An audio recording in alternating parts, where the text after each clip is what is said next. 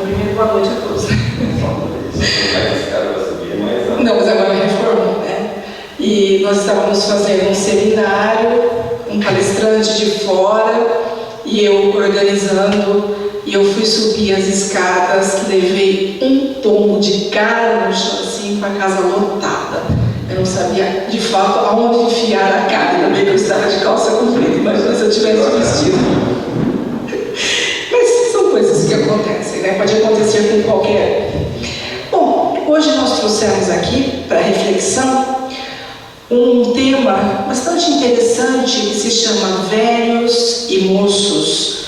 Nós vamos encontrar lá no livro Boa Nova, de Humberto de Campos, através da psicografia do nosso querido, saudoso Chico Xavier. Na verdade, a ideia central deste capítulo é a importância do trabalho, sem se preocupar com idade. Não importa ser velho, não importa ser moço. Então, o trabalho é fundamental na nossa vida. Bom, para quem não sabe, Humberto de Campos, que trouxe essa mensagem através do Chico Xavier, ele foi um grande escritor carioca que desencarnou muito cedo. Ele desencarnou aos 48 anos, no dia 5 de dezembro de 1934. Ele pertenceu à 20ª cadeira da Academia Brasileira de Letras. Mas o interessante nessa história toda é o tempo que ele voltou para dar a sua primeira comunicação. Normalmente, demora-se muito tempo. Quem sabe aí de pessoas que desencarnaram e foram até o Chico Xavier, o Chico dizia, não é tão fácil assim a pessoa que desencarnou voltar para dizer como é que está do lado de lá. Mas ele, 3 meses depois que desencarnou, ele já estava dando a sua primeira comunicação. Eu conheço apenas um espírito, eu não sei se há outros espíritos que deram comunicação rapidinho depois de ter desencarnado. Carvar Schutel, ele deu comunicação no dia que ele desencarnou. Enquanto o corpo estava sendo velado, ele já estava dando comunicação. Então, acredito que são espíritos que tenham um amadurecimento espiritual para ter, de fato, essa permissão. Esse livro, Boa Nova, alguém já leu? Um livro bastante interessante porque traz reflexões, complementações ali do Evangelho, como era o comportamento, como era o hábito na época de Jesus, vem enriquecer, inclusive, mostrando como era o convívio de Jesus com os seus discípulos e com os seus apóstolos. Então, Humberto de Campos, estando na espiritualidade, ele teve permissão para acessar os arquivos e poder trazer essas complementações do Evangelho. Porque há várias passagens do Evangelho que ele vem complementar exatamente neste livro. Bom, isso prova que aquela tese de que morreu, vai descansar, é equivocada. Ninguém vai descansar depois que desencarnou, porque é muito comum a gente ouvir as pessoas dizerem, coitado, agora ele vai descansar. É medo e engano. Por quê? Porque o trabalho é uma necessidade do espírito. Nós precisamos continuar trabalhando lá e cá também. Então vejam, Cristo, quando ele foi questionado pelas autoridades judaicas, porque Jesus era judeu, todos acredito que saibam que Jesus nunca deixou de ser judeu. Mas os judeus, eles costumam ali aos sábados descansar. É um dia sagrado para os judeus. E Jesus trabalhava todos os dias. E eles então foram questionar Jesus acerca disso. E Jesus disse, meu Pai trabalha todos os dias e eu também. Agora, quanto ao nosso trabalho, quando chegarmos do lado de lá, não sabemos de fato aqui, o que faremos. Humberto de Campos era escritor aqui, continuou escritor do lado de lá, trazendo informações importantes. André Luiz foi médico aqui, do lado de lá ele trazia informações acerca da ciência, Então nós temos toda essa questão da ciência trazida por ele. através de Chico Xavier. Emmanuel, ele tinha uma ligação muito grande com os ensinamentos de Jesus e a parte histórica, e ele passou a trazer essas informações também. Mas não necessariamente uma pessoa que era médica vai ser médica do lado de lá. Eu tenho pessoas das minhas relações que desencarnou, uma amiga minha que desencarnou aos 29 anos, que era enfermeira, e a mãe sempre questionava o fato dela ter estudado tanto, feito faculdade e desencarnado muito cedo. 29 anos é muito cedo, uma vida toda. É claro que ninguém vai antes do tempo, né? Encerrou-se um ciclo, na verdade. E ela desencarnou através de um infarto, só vai antes quando se tira a própria vida.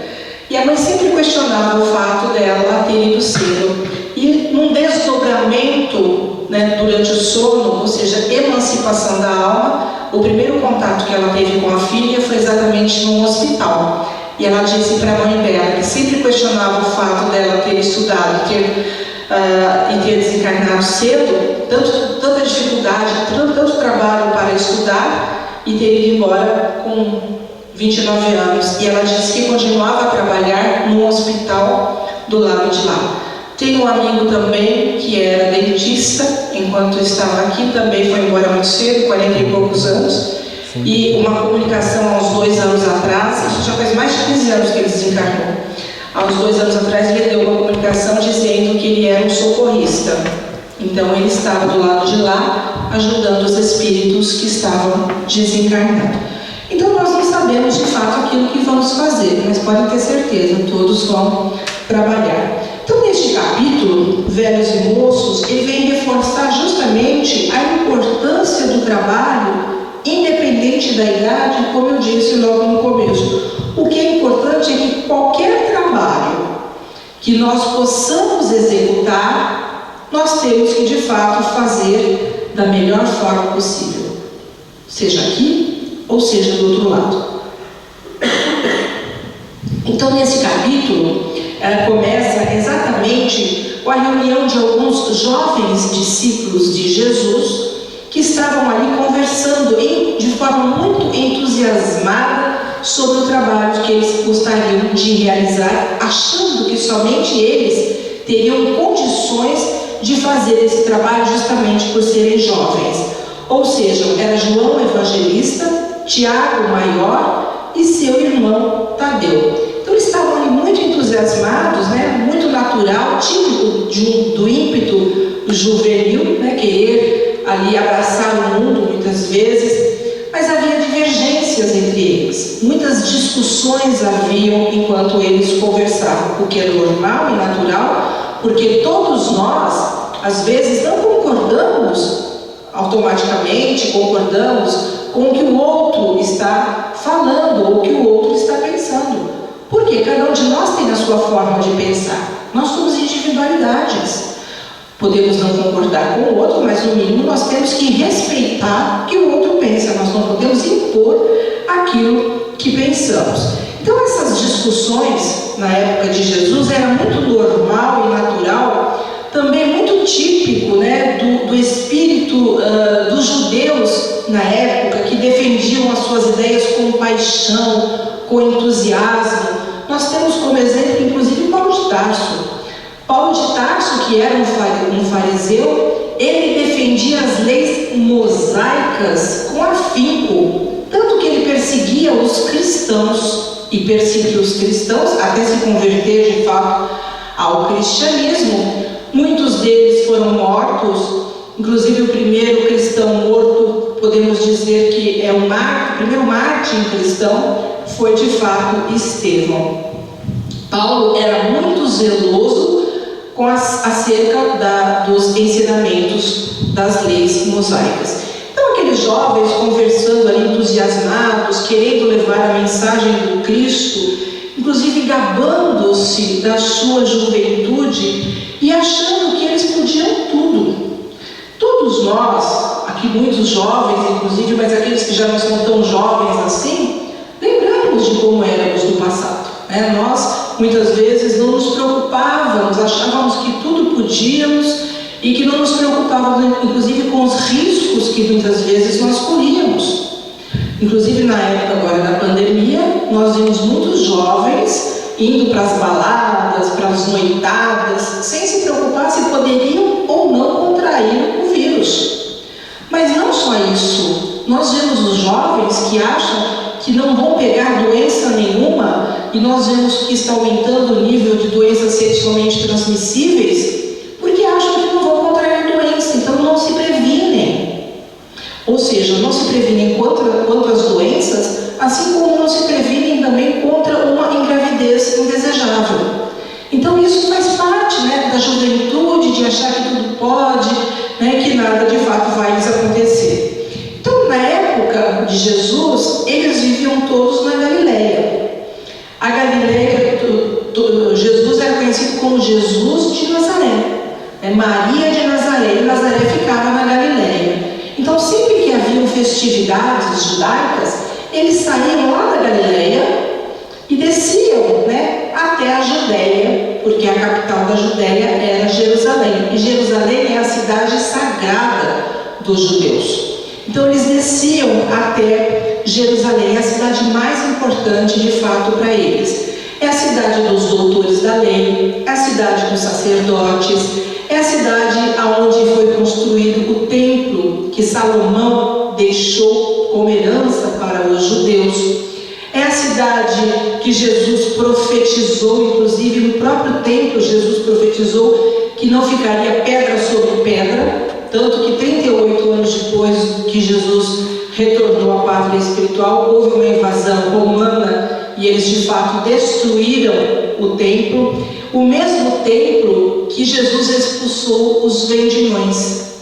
Então Jesus, como judeu, sempre que havia as festividades judaicas, ele descia da Galileia e ia, portanto, até Jerusalém. Principalmente na Páscoa judaica, quando se comemorava ali a libertação do povo judeu, do povo hebreu, quando estavam cativos ali no Egito. Porém, aqueles jovens, eles se achavam os únicos, de fato, que estavam habilitados a começar exatamente por Jerusalém. Eles não viam empecilho. E o mais interessante é saber que nem o Cristo começou por Jerusalém. O Cristo começou a levar a sua mensagem, a sua evangelização ali na Galileia, na região ali a qual ele morava, né, em Nazaré. E esses jovens já queriam começar, portanto, lá por Jerusalém. E os mais velhos, né, que estavam ali, estavam ouvindo tudo aquilo, porque eles tinham, aqueles que eram os apóstolos de Jesus, aliás, qual a diferença entre apóstolos e discípulos? Discípulos são todos que seguem Jesus. Então, os discípulos que seguiam Jesus, entre os discípulos, Jesus escolheu 12 apóstolos. Todos nós somos discípulos do Cristo, porque seguimos esse mestre, que de fato é o mestre de todos nós. Então, eles estavam todos entusiasmados, os mais jovens, em começar esse importante trabalho. Mas haviam aqueles discípulos que se tornaram apóstolos que eram mais velhos. Por exemplo, Simão Pedro. Na verdade, ele era chamado Simão e foi Jesus que deu o nome para ele de Pedro. Pedro, que significa pedra. Porque ele era um chefe de família e tinha muitos compromissos, então os jovens achavam que esses não teriam condições de fazer o trabalho tão bem quanto eles, jovens, poderiam de fato fazer. E Simão Pedro, né, esse Pedro que era chefe de família, como alguns outros apóstolos, é o mesmo Pedro que Jesus disse: Tu és Pedro, e sobre essa pedra edificarei a minha igreja. Por conta de Jesus ter dito isso, muitos acreditam que por ter dito que sobre essa pedra edificaria a sua igreja, muitos veem Pedro como o primeiro Papa da Igreja Católica. Mas é preciso entender o que significa de fato isso, porque Jesus ele não veio fundar nenhuma religião. Jesus não veio, ele veio como mensageiro do Pai, como enviado do Pai, e ele próprio diz: não vim destruir a lei e os profetas, mas vim cumpri-lo. Ele veio ali clarear aqueles ensinamentos que já se encontravam aqui. Então, quando ele diz que ele ia edificar a sua igreja sobre essa pedra, é preciso entender, né, que a pedra, na verdade, seria o alicerce, seria a base de tudo, é o que dá base. Então vejam, o que é preciso ter base? A nossa fé. Ou seja, a nossa fé, ela tem que ser construída sobre uma base inabalável, seria uma fé inabalável. Então Jesus esperava que Pedro pudesse ter essa fé inabalável e pudesse dar continuidade naquilo que ele havia começado, porque ele sabia que o tempo dele era muito pouco entre nós. Ele sabia todas as dificuldades que os apóstolos iriam enfrentar, tanto que enfrentaram. Muitos cristãos que seguiam Jesus foram mortos, como eu citei agora o próprio caso de Estevão. Porque o que é Cristo? Jesus foi chamado de Jesus o Cristo. Cristo quer dizer ungido, Cristo quer dizer santificado. E Jesus, de fato, é o Espírito santificado, é o Espírito de maior envergadura que passou entre nós. Então, todos aqueles que seguiam Jesus, o Cristo, eram chamados de cristão, independente de religião. Assim como é hoje. Somos cristãos porque seguimos o Cristo, mas não necessariamente eu preciso seguir uma igreja que só acredita no Cristo, porque a base dos ensinamentos de Jesus é o amor. Então, se a base dos ensinamentos de Jesus é amor e foi Ele o representante de Deus entre nós, qualquer um que vivenciar aquilo que o Cristo deixou pode se dizer cristão, independente de religião. Portanto, aqueles jovens, eles se sentiam preparados exatamente para a missão. Eu disse a vocês que havia Simão Pedro dado o nome dado por Jesus, né? Inclusive muitos não eram chamados pelo sobrenome porque não tinha sobrenome na época. As pessoas eram identificadas normalmente da localidade que elas tinham, ou um parentesco, como por exemplo Tiago, filho de Zebedeu, João, filho de Zebedeu, ou então Maria de Nazaré, porque era de Nazaré, Jesus de Nazaré, porque era de Nazaré, assim como também tinha um outro Simão. Para se diferenciar do Simão Pedro, havia Simão o Zelote. Simão o Zelote era o mais velho de todos os apóstolos de Jesus. Ele era chamado de Zelote porque o grupo a qual ele pertencia era aqueles que defendiam o nome de Deus e acreditavam que para se defender o nome de Deus podia-se fazer qualquer coisa, não importava os meios para se conseguir proteger de fato o nome de Deus. Então, Zelote vem de zelo. Então, Simão, o Zelote, sendo ele o mais velho de todos, ele já sentia as suas forças esvair, faltarem de fato as suas forças por conta da idade. E ao ouvir a empolgação daqueles jovens, dizendo que tudo podiam, que eles estavam preparados para a missão, essa missão importante, justamente por conta da sua juventude, ouvindo tudo aquilo, ele se sentiu uma pessoa sem merecimento para trabalhar em nome de Jesus. Por quê? Porque ele já estava se sentindo velho. Ele sentiu uma angústia, um aperto no coração, por conta exatamente de saber que os jovens teriam mais condições do trabalho a ser executado em nome de Jesus e ele, por conta da idade, não teria. Então ele resolve buscar Jesus, ele resolve conversar com Jesus para tirar aquilo que ele estava sentindo, que estava de fato corroendo o seu coração. E Jesus, logo de cara, já começou a tranquilizá-lo, e disse a ele que todos têm a sua importância, independente da idade. Todos podem e devem dar a sua contribuição. Todos podem e devem trabalhar. Então esse capítulo, na verdade, ele quer mostrar justamente a importância de cada um de nós trabalharmos, porque o trabalho faz parte da lei de Deus. Eu disse, nós vamos trabalhar aqui e vamos trabalhar do lado de lá. O trabalho, portanto, faz parte das leis divinas. O importante, de fato, é servir a Jesus da melhor forma possível, porque somos todos nós trabalhadores da última hora. Cabe a cada um de nós realizar todas as tarefas com dedicação, com sacrifício e com amor. É isso que nós precisamos fazer. E que trabalho é esse que nós temos que fazer? É o trabalho no bem.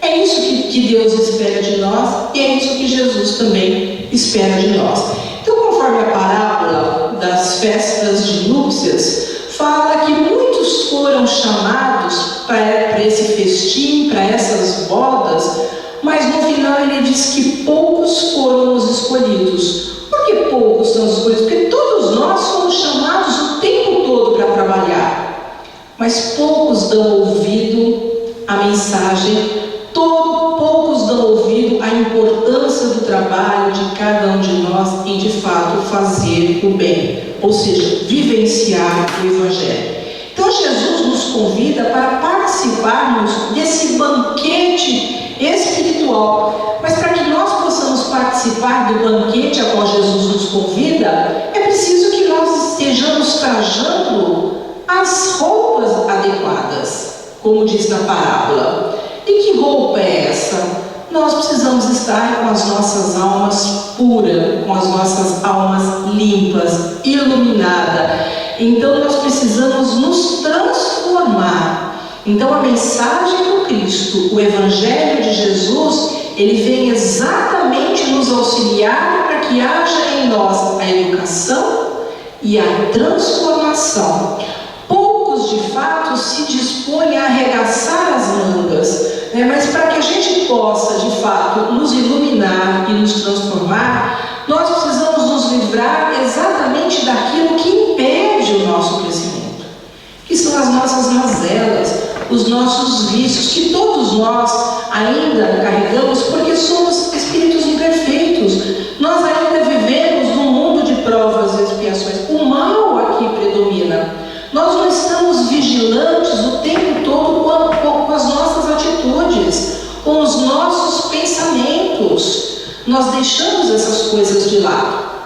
E Deus espera, assim como Jesus também espera, que nós possamos trabalhar, o melhor trabalho que possamos realizar é fazendo o bem e dando a cada um de nós o bom exemplo àqueles que conosco trafegam a evolução. Então a nossa ascensão espiritual, a nossa evolução depende exatamente da nossa transformação. E Kardec diz que quando nós nos transformarmos, nós nos modificarmos, nós arrastamos outros conosco. Por quê? Porque o bem contagia. O bem contagia. Eu tenho certeza que muitos já passaram por situações assim, de ver alguém fazendo bem e se emocionar com isso. É muito gostoso e ficamos muitas vezes apavorados, com coisas terríveis que estão acontecendo. Então vejam, as coisas terríveis que estão acontecendo nos chocam, mas nos deixa feliz também quando nós vemos as pessoas praticando bem e fazendo bem ao próximo. Emmanuel, no livro Paulo e Estevão, ele fala que os mais exigentes advertirão que Paulo recebeu um apelo direto, ou seja, muitos vão dizer, não, Paulo passou a trabalhar com Jesus porque ele era um fariseu, ultraconservador, perseguia os cristãos, mas ele se converteu ao cristianismo, ou seja, a seguir Jesus. Muitos vão dizer porque o Cristo lhe apareceu. Ele estava indo a Damasco e Jesus, portanto, lhe apareceu. Então muitos vão dizer que o fato do Cristo ter aparecido a ele, fez com que ele mudasse, com que ele se transformasse. Mas Paulo, ele era contemporâneo de Jesus. Ele conheceu Jesus naquele momento, porque Jesus foi a primeira encarnação dele na Terra. Então, antes de Jesus encarnar na Terra, ele não passou por aqui, então não tinha como Paulo conheceu antes? E nós? Quanto tempo nós conhecemos Jesus? Será que é dessa encarnação? Não. Nós já conhecemos Jesus, olha, de muitas encarnações. Conhecemos os seus ensinamentos de muitas outras experiências que nós tivemos. Então, por isso que chegou a hora de nós começarmos a trabalhar, de nós começarmos a vivenciar esses ensinamentos. Mas Emmanuel diz, na verdade, todos os homens menos rudes têm a sua convocação pessoal a serviço do Cristo. Então, todos nós somos convocados a trabalhar com Jesus e trabalhar por Jesus. Eu acredito que muitos de vocês estão percebendo uma mudança no nosso planeta. Ou não? Nós estamos vendo a violência exacerbada, nós estamos vendo a intolerância muito grande, o preconceito. Nós estamos vendo coisas que nós não víamos há tempos atrás.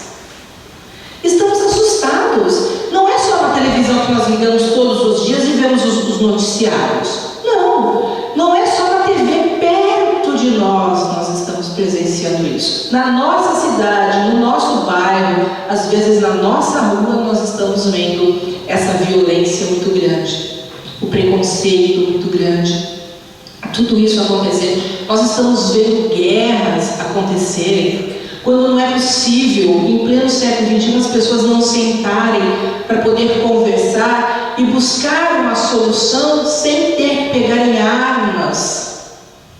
Violência não é, violência gera violência. Por isso que nós devemos ser contra o armamento. Nós temos que estimular a educação. Mas não é só a educação intelectual, a educação moral também. Nós temos que preparar da melhor forma possível essa nova geração que está chegando. E de que forma nós vamos preparar essa geração? Através do nosso exemplo. Não adianta falarmos. Não adianta falarmos uma coisa e fazermos outra. Porque o que vai ficar na memória desses que estão chegando, de fato, é aquilo que eles aprenderem vendo, não somente ouvindo. E o exemplo fala mais do que palavras. Então, tudo isso que está acontecendo na humanidade, por conta dessa transição que está acontecendo, né? Mas o que falta no coração das pessoas é amor. É conhecer Jesus, é conhecer o seu Evangelho e principalmente é vivenciar o seu Evangelho. Então, quanto à idade, não importa. O que importa é a experiência, o que importa é a maturidade, o que importa é a dedicação, o empenho. A velhice é fruto da sabedoria. A velhice acontece por conta da vivência de cada um de nós. No Brasil, infelizmente, não se valorizam aqueles que têm uma certa idade. Aqui no Brasil, passou de 50 anos, às vezes é considerado velho. Não se consegue mais nem emprego, porque já é considerado uma pessoa madura. As pessoas querem os mais jovens trabalhando. E a experiência daqueles que têm mais de 50? Ficam esquecidos? Então é isso que de fato precisamos fazer. Então, por conta da forma como que as pessoas com uma certa idade é tratada, está fazendo com que muitos se sintam inúteis. É um vazio existencial tamanho, e algumas pessoas de certa idade, obviamente, estão atentando contra a própria vida. Porque falta o quê? Falta carinho, falta atenção, falta respeito, falta se sentirem acolhidos, amados, e acabam se sentindo o quê? Isolados, acabam sentindo que é um peso, e alguns resolvem antecipar o seu retorno à pátria espiritual. O Ministério da Saúde, divulgado em 2018, que não tenho dados mais recentes, diz que a taxa de suicídio entre idosos tem crescido muito, com pessoas acima de 70 anos. No Brasil, são 10 mil mortes por ano de idosos que tiram a própria vida. Por quê? Porque se sentem inúteis. porque ficam isolados, porque não sentem mais. Imagina uma pessoa que trabalhou a vida toda, que foi útil a vida toda, de repente se sente um peso para a família. E aí eles querem de fato abreviar, né, a sua vida terrena. Alguns países vão na contramão do Brasil. A China e o Japão, por exemplo, a velhice é sinônimo de experiência, a velhice é sinônimo de sabedoria, de respeito. Os idosos são tratados nesses países com dignidade, com atenção, por conta do quê? Da vasta experiência que eles têm, que acumularam durante a vida. Envelhecer é natural, é inerente de todas as espécies. O animal envelhece, vai chegar uma hora ele morre. A planta envelhece, morre. Nós vamos envelhecer, vai morrer. Só que nós sabemos que o nosso corpo morre, mas nós continuaremos vivos. Então é natural que todos nós possamos envelhecer. Então, às vezes, e outro dia nós vimos, né, ficamos muito entristecidos daquelas jovens que gozaram daquela estudante de 40 anos que estava na faculdade, né, acharam ridículo o papel delas, o papel daquela pessoa com 40 anos na faculdade. Se ela soubesse que eu estou na faculdade com 60, né, já pensou? Estou aí no terceiro ano de filosofia, então com 60 anos resolvi voltar de fato a estudar. Então vejam, não existe idade para trabalhar, não existe idade para estudar. Nós precisamos estar ativos. E eu nunca me senti tão viva, eu nunca me senti tão capacitada como eu me sinto hoje. Aos 60 anos, na verdade não é 60, gente. Desculpa, 63. 63 anos eu fiz agora no mês passado. Então vejam, eu me sinto jovem. Por que eu vou parar de estudar? Por que eu vou parar de trabalhar? Eu estou com vontade, né? Eu estou sentindo com capacidade para isso. Então não existe idade para se fazer as coisas. Humberto de Campos, ele diz, eu acho isso lindo, ele diz o seguinte: a infância é uma ramagem verdejante, a mocidade são flores perfumadas, a velhice, fruto da experiência e sabedoria. Todos os estágios da vida são importantes. Por quê? Porque é aprendizagem. Eu aprendo desde que eu nasci e continuarei aprendendo até desencarnar e continuarei aprendendo do lado de lá. Ou seja, eu estou acumulando bagagens, porque hoje eu sou, na verdade, um acúmulo de todas as minhas experiências pretéritas. Eu hoje trago muitas das nossas experiências pretéritas, estão adormecidas. Mas nós trazemos e nós não a perdemos mais. Por isso é sempre bom nós estarmos estudando, que o estudo não é demais, porque a gente vai levar conosco, e as boas experiências, aquilo que fazemos de positivo também é importante. Por quê? Hoje, o que está despertando nessas pessoas que estão aí fazendo mal, é porque estão despertando o que elas têm de pior. Uma pessoa que comete um erro, de repente você diz assim: nossa, mas essa pessoa sempre foi tão boa, por que ela está fazendo isso agora? Não é que ela está fazendo isso agora, ela já traz consigo, despertou apenas aquilo que já estava no inconsciente dela. Assim somos todos nós. Então, mesmo diante da velhice e da enfermidade, nós podemos e devemos continuar úteis. Gente, vocês conheceram Jerônimo Mendonça, o gigante deitado? Quem não conheceu, ele já desencarnou não sei quanto tempo, mas eu lembro, ele teve atrofia muscular desde os 19 anos de idade. Então ele era um espírita que ele só falava, ele não enxergava, ele não andava, ele ficava numa maca e ele era levado por uma Kombi Brasil afora fazendo palestra. Se hoje ele estivesse vivo entre nós, né, vivo ele está, só que do outro lado. Com certeza, se ele viria fazer palestra aqui, ele entraria numa maca, iriam colocar a maca aqui e ele iria fazer palestra. O fato dele estar numa cama não o impediu de trabalhar. Assim também, como foi o caso do Chico Xavier, que até os 90 e poucos anos ia para o centro. Isso não impede o nosso Divaldo, com 90 e poucos anos, de continuar a trabalhar, de continuar a fazer as lives dele, de continuar a trabalhar e ser um instrumento e levar a doutrina a muitos lugares. Então nós precisamos da experiência dos velhos de hoje, nós precisamos deles, porque amanhã seremos nós a deixar a experiência a essas futuras gerações. No caso da nossa história, contada por Humberto de Campos, que é o capítulo 9, fala que no final, o jovem João também ficou velho. Aquele jovem que conversava, empolgado, entusiasmado por ser jovem no começo, ele também ficou velho. Ele foi o apóstolo de Jesus que morreu, que desencarnou mais velho. Ele desencarnou aos 90 anos de idade. Então o velho, sem esperança em Deus e sem esperança no amanhã, é um irmão triste da noite. Porém, nós temos Jesus, que é o nosso holofote. Ele que veio trazer essa luz para clarear o nosso caminho. Hoje, mais do que nunca, nós estamos precisando entender Jesus. Mais do que nunca, nós precisamos deixar que os ensinamentos de Jesus possam tocar, de fato, a nossa vida.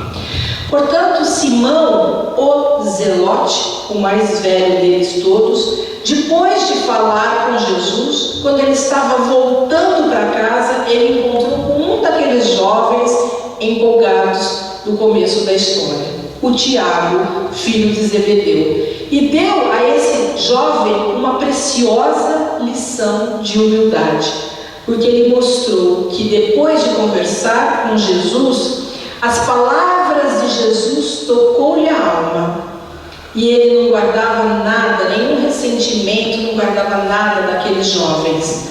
Agora, a pergunta que não cala, que fazemos: será que se nós estivéssemos no lugar de Simão, o Zelote, qual seria a nossa atitude? Será que nos sentiríamos humilhados, enfraquecidos? Ou será que nós ficaríamos entusiasmados de saber que, apesar da idade, iremos continuar? Porque todos nós ainda trazemos o orgulho latente em nós, nós trazemos o egoísmo ainda latente em nós, muitas vezes ficamos magoados, sentidos, melindrados, justamente porque trazemos esses sentimentos, acabamos nos vitimizando. Então é necessário, de fato, nós nos conhecermos, sabermos dos nossos limites, conhecer os nossos vícios para que nós possamos, de fato, dominá-los, transformar os vícios, na verdade, em virtudes.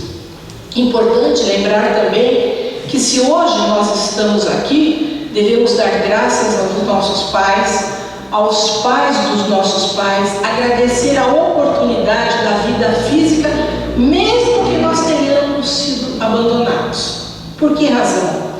Porque mesmo abandonados, eles deixaram que nós vivêssemos, porque muitos pais acabam impedindo uma gravidez.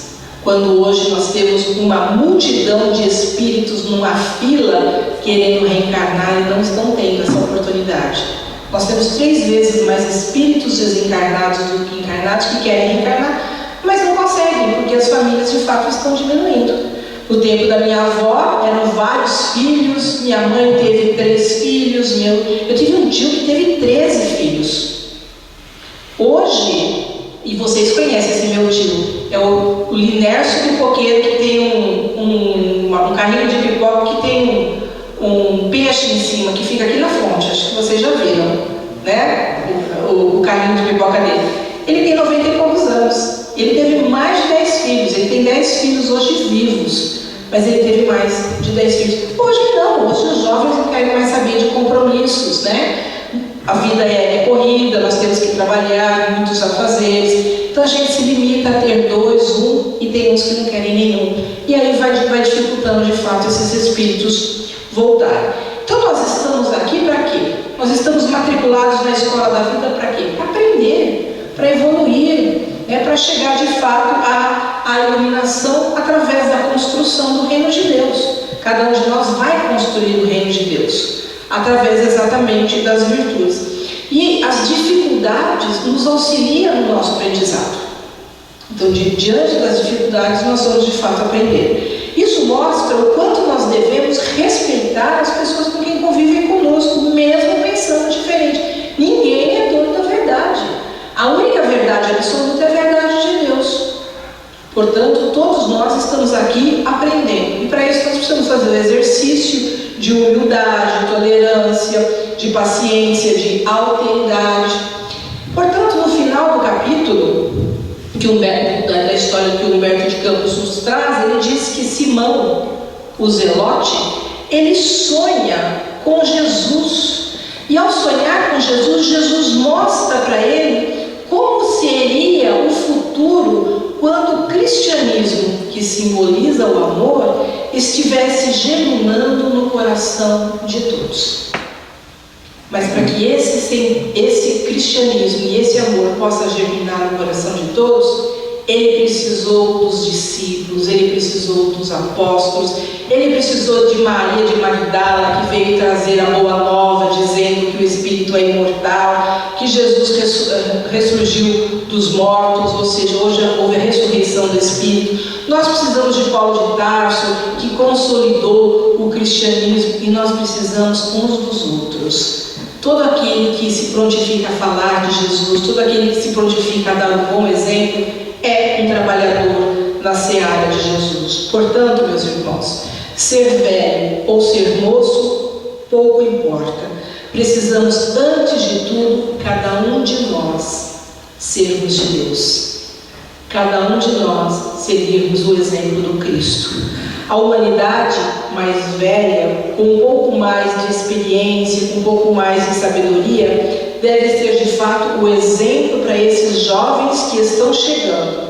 Porque esses de hoje os jovens serão os velhos de amanhã. E essa é a responsabilidade de cada um de nós, de sermos de fato o exemplo aos mais jovens, para que esses mais jovens possam também ser exemplo para aqueles que forem chegando. E cabe a cada um de nós, de fato, ser esse exemplo do bem. Que Jesus possa abençoar a cada um de nós, hoje e sempre, e uma boa noite a todos.